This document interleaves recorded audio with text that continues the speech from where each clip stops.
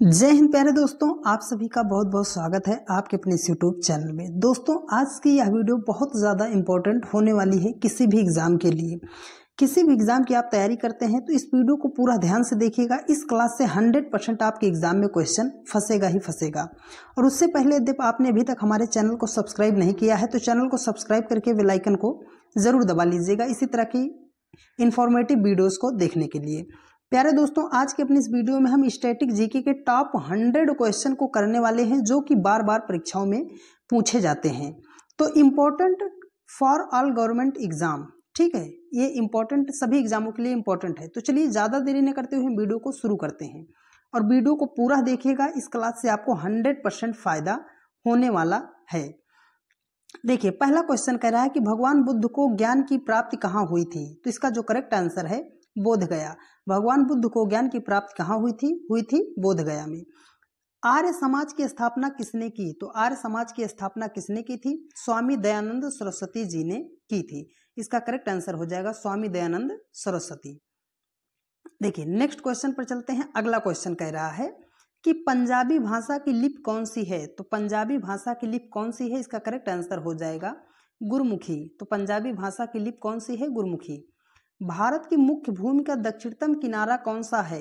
तो भारत की मुख्य भूमि का दक्षिणतम किनारा कौन सा है, कन्याकुमारी। ठीक है, चलिए।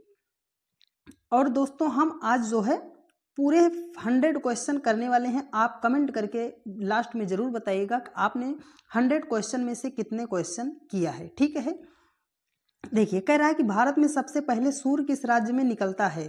तो भारत में सबसे पहले सूर्य जो है कहाँ किस राज्य में निकलता है, वो निकलता है अरुणाचल प्रदेश में। ठीक है, देखिए अगला क्वेश्चन कह रहा है, कि इंसुलिन का प्रयोग किस बीमारी के उपचार में होता है। तो इंसुलिन का प्रयोग जो होता है मधुमेह रोग में किया जाता है। बिहू किस राज्य का प्रसिद्ध त्योहार है। तो बिहू जो है किस राज्य का प्रसिद्ध त्योहार है, असम राज्य का। ठीक है, चलिए फटाफट क्या है, फटाफट क्वेश्चनों को देखने का प्रयास करेंगे डियर। ठीक है, देखिए, कौन सा विटामिन आंवले में प्रचुर मात्रा में मिलता है। तो इसका करेक्ट आंसर हो जाएगा ऑप्शन, इसका क्या हो जाएगा, विटामिन सी। विटामिन सी जो होता है खट्टे पदार्थों में मिलता है। भारत का प्रथम गवर्नर जनरल कौन था।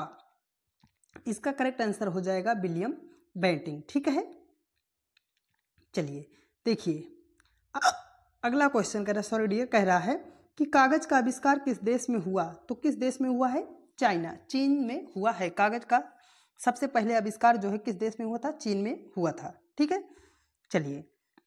और यदि आपको इस क्लास की पीडीएफ चाहिए तो आप डाउनलोड कीजिएगा SFE 563, प्ले स्टोर से ऐप डाउनलोड कर लीजिएगा। वहाँ पे जाइएगा, फ्री सेक्शन में आपको ये सारी पीडीएफ जो है मिल जाएगी। वीडियो के नीचे यहीं पर आपको हम लिंक दे देंगे, वहाँ से भी आप जाकर डाउनलोड कर सकते हैं। ठीक है, और वीडियो को ज़्यादा से ज़्यादा शेयर जरूर कीजिएगा। देखिए, अगले क्वेश्चन पर चलते हैं। अगला क्वेश्चन कह रहा है कि गौतम बुद्ध के बचपन का नाम क्या था। तो गौतम बुद्ध के बचपन का नाम क्या था, सिद्धार्थ था। भारत में सशस्त्र बलों का सेनापति कौन होता है। तो भारत में सशस्त्र बलों का सेनापति कौन होता है, इसका करेक्ट आंसर हो जाएगा राष्ट्रपति। ठीक है, देखिए अगला क्वेश्चन कह रहा है कि रतौंधी किस विटामिन की कमी से होता है। तो रतौंधी जो होता है किस विटामिन की कमी से होता है, विटामिन ए की कमी से। ठीक है, यहीं पे देख लेते हैं कि विटामिन ए का जो रासायनिक नाम होता है उसको हम क्या बोलते हैं, रेटिनॉल। ठीक है, तो विटामिन ए का जो रासायनिक नाम होता है वो क्या होता है, रेटिनॉल होता है। पोंगल किस राज्य का त्योहार है। तो पोंगल जो है किस राज्य का त्योहार है, तमिलनाडु का। इसका करेक्ट आंसर हो जाएगा तमिलनाडु। ठीक है, चलिए देखिए अगला क्वेश्चन कह रहा है कि गिद्धा और भांगड़ा किस राज्य के लोक नृत्य हैं। तो गिद्धा और भांगड़ा जो है किस राज्य के लोक नृत्य हैं, पंजाब के। ठीक है, टेलीविजन का आविष्कार किसने किया। तो टेलीविजन का आविष्कार जो है किसके द्वारा किया गया था, वह किया गया था जॉन लोगी बेयर्ड के द्वारा टेलीविजन का आविष्कार किया गया था। ठीक है, चलिए देखिए नेक्स्ट क्वेश्चन पर चलते हैं। अगला क्वेश्चन कह रहा है कि भारत की पहली महिला शासिका कौन थी। तो भारत की पहली महिला शासिका कौन थी, वो थी रजिया सुल्तान। ठीक है, मछली किसकी सहायता से सांस लेती है। तो मछली जो है किसकी सहायता से सांस लेती है, गलफड़ों के द्वारा मछली जो है सांस लेती है।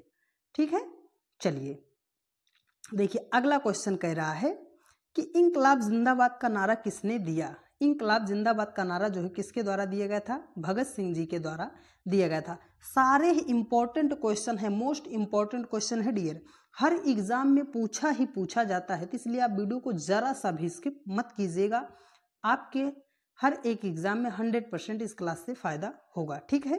देखिए, जलियांवाला बाग हत्याकांड कब हुआ, कहाँ हुआ था, तो हुआ था 1919 ईस्वी में। कहाँ हुआ था, अमृतसर में हुआ था, ठीक है। 13 अप्रैल 1919 ईस्वी को हुआ था, आप नोट कर लीजिएगा, ठीक है।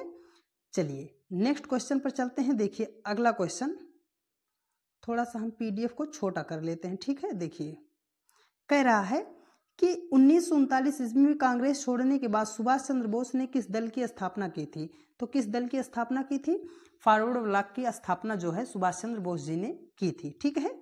चलिए चलते हैं नेक्स्ट क्वेश्चन पर, इसको हम थोड़ा सा क्या कर लेते हैं, बड़ा कर लेते हैं, ठीक है। देखिए अगला क्वेश्चन कह रहा है कि पंजाब केसरी किसे कहा जाता है, तो पंजाब केसरी जो है किसे कहा जाता है, वो कहा जाता है लाला लाजपत राय जी को, ठीक है। सैंडर्स की हत्या किसने की थी, तो सैंडर्स की हत्या भगत सिंह जी के द्वारा की गई थी, ठीक है। चलिए अगले क्वेश्चन पर चलते हैं। देखिए इसको जरा सा फिर थोड़ा सा छोटा कर ले रहे हैं। देखिए क्या कह रहा है क्वेश्चन, 1857 ईस्वी के विद्रोह में किसने अपना बलिदान सबसे पहले दिया था, तो किसने दिया था, करेक्ट आंसर है मंगल पांडे। भारत की पहली महिला राज्यपाल कौन थी, इसका जो करेक्ट आंसर है सरोजिनी नायडू, ठीक है। चलिए अगले क्वेश्चन पर चलते हैं। देखिए अगला क्वेश्चन कह रहा है कि माउंट एवरेस्ट पर 2 बार चढ़ने वाली पहली महिला कौन थी, तो पहली महिला कौन थी, संतोष यादव, करेक्ट आंसर हो जाएगा।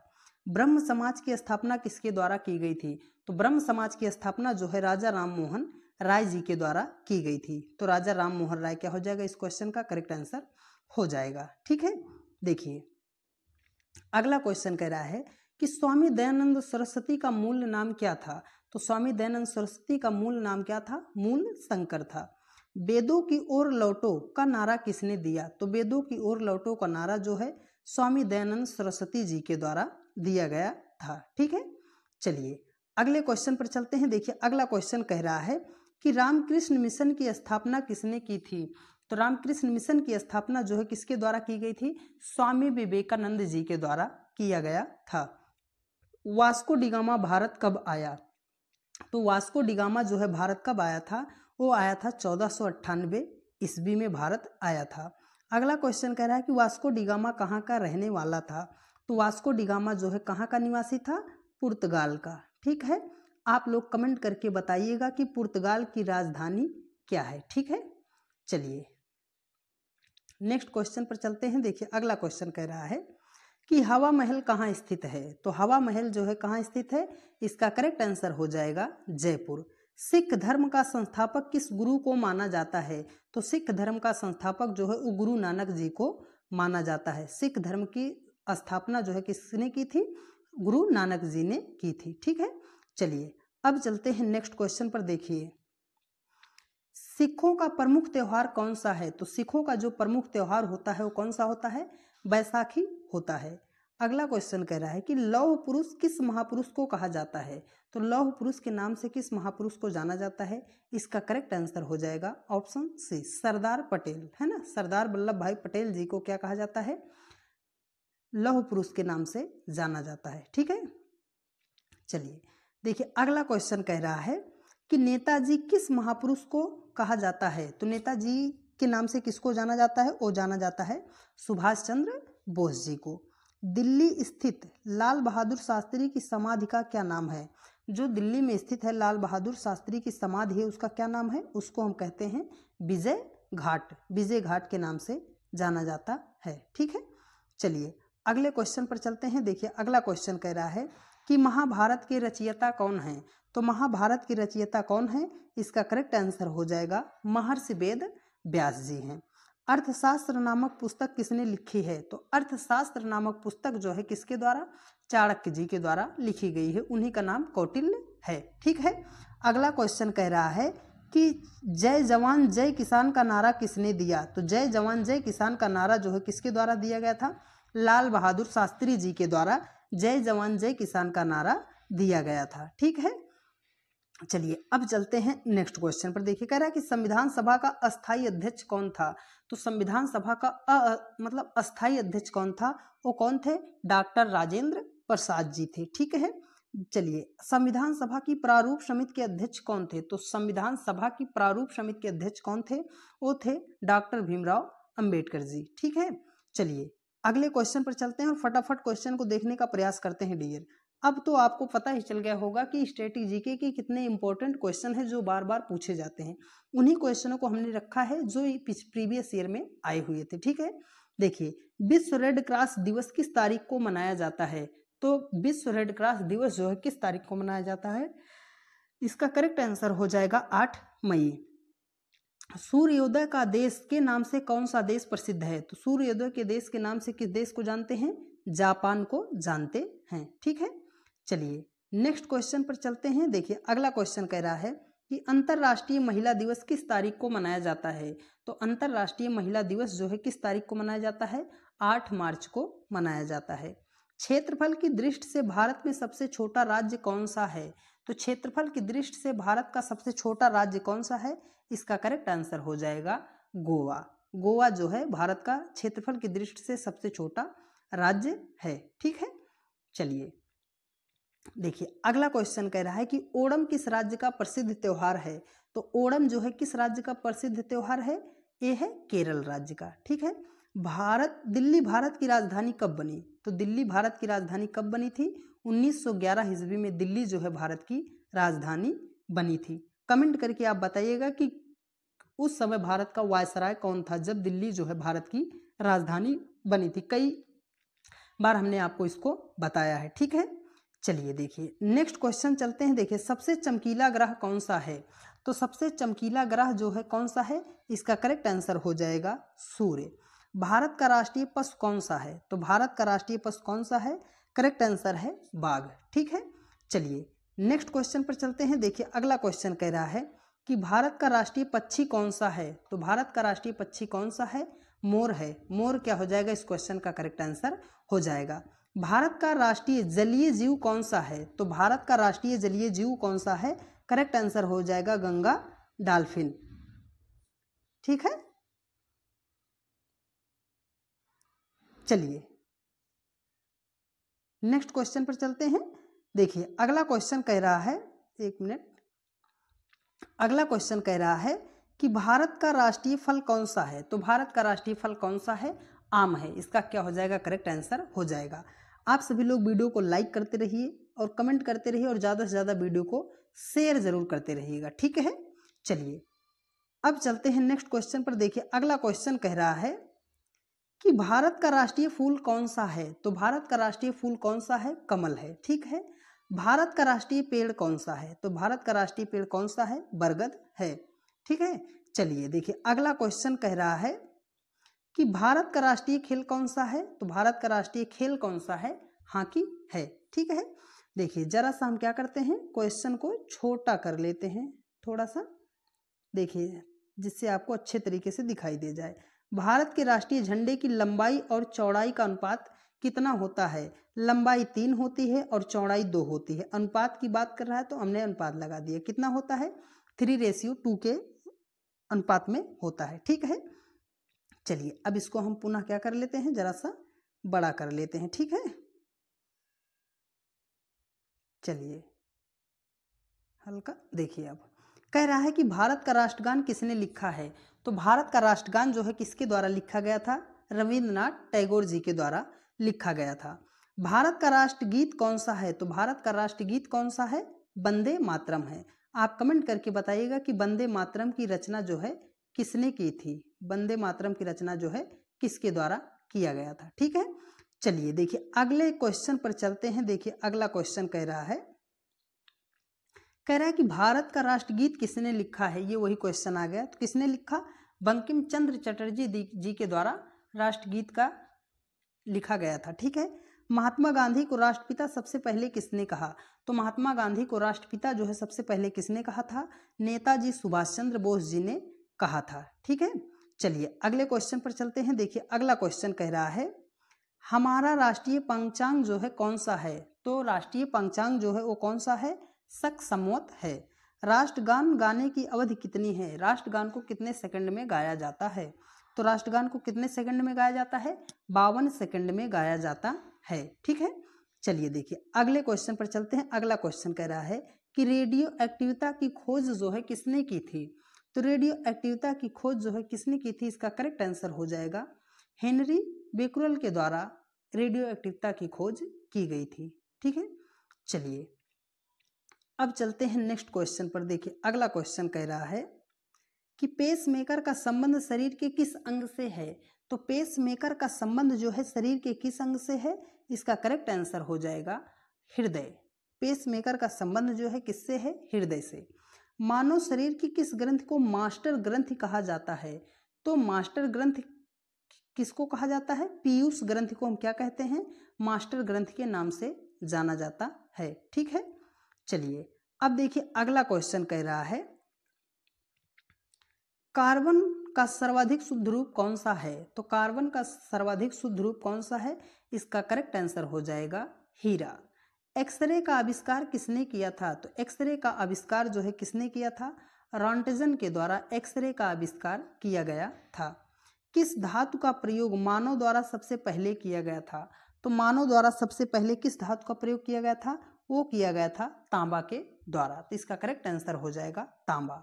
ठीक है, चलिए अब चलते हैं नेक्स्ट क्वेश्चन पर। देखिए अगला क्वेश्चन कह रहा है अंतरिक्ष यात्री को बाह्य आकाश कैसा दिखाई देगा?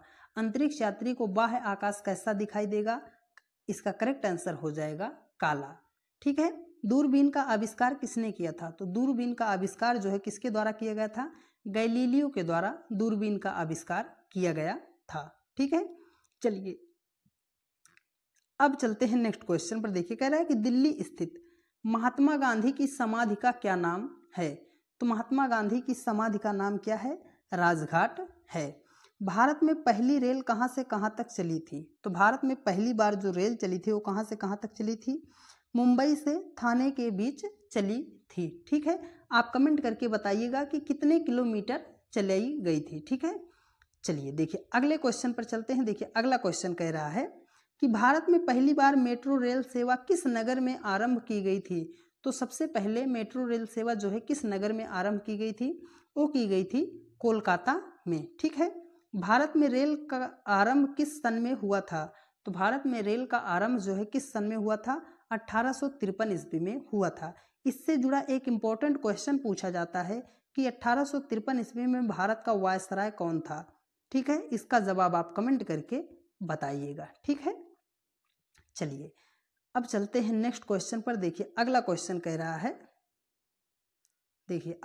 कह रहा है कि प्रथम भारतीय अंतरिक्ष यात्री कौन थे? तो प्रथम भारतीय अंतरिक्ष यात्री कौन थे?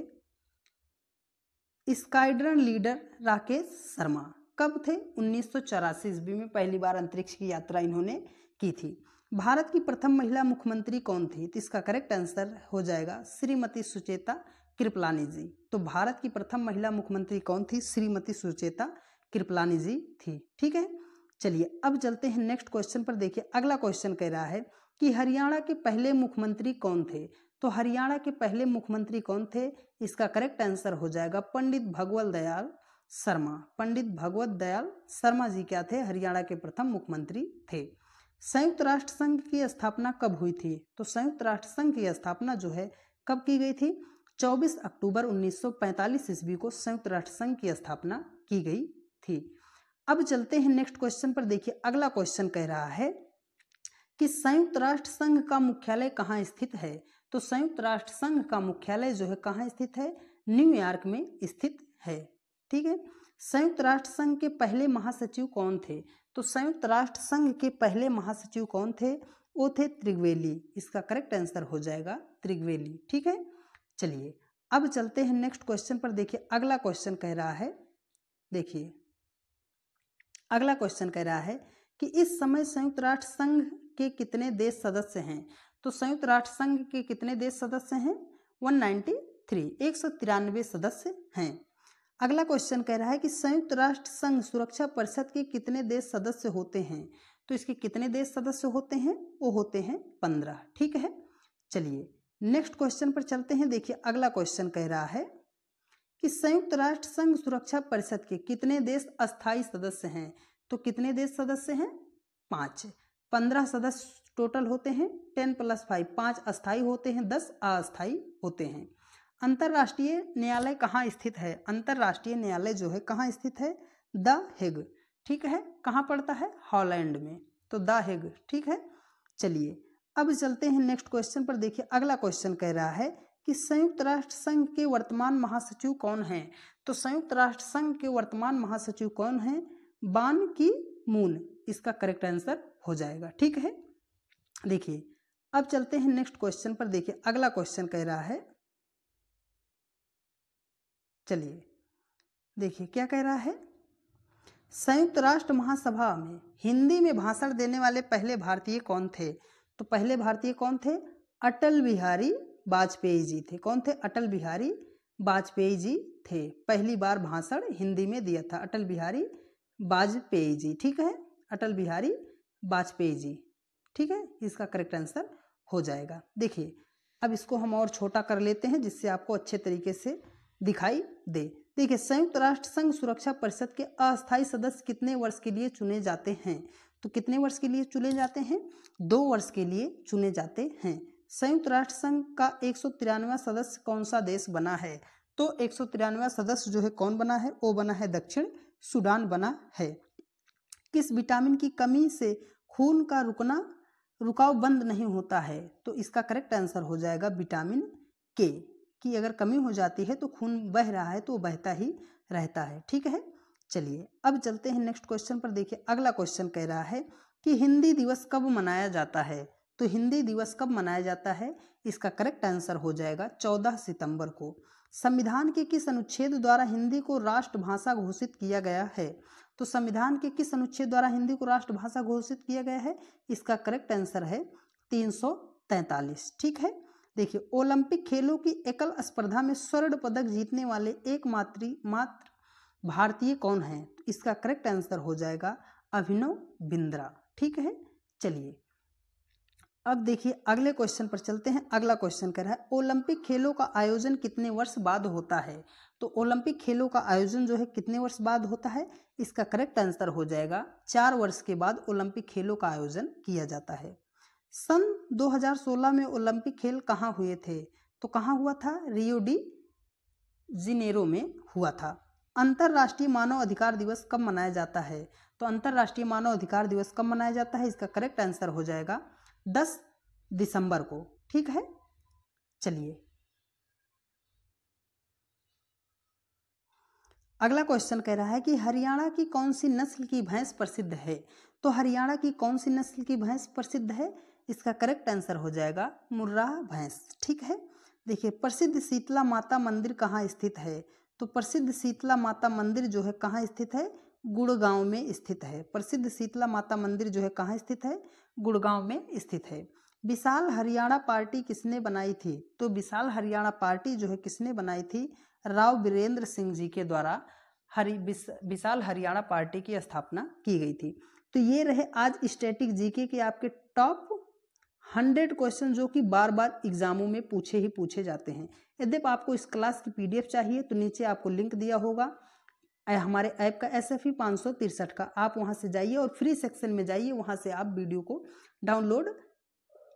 पीडीएफ को डाउनलोड कर सकते हैं। और यदि आप जीडी की तैयारी कर रहे हैं तो आप हमारे कोर्स से जुड़िए। मात्र 299 रुपये में आप बेहतरीन तैयारी कर सकते हैं अच्छे तरीके से ऐप के साथ।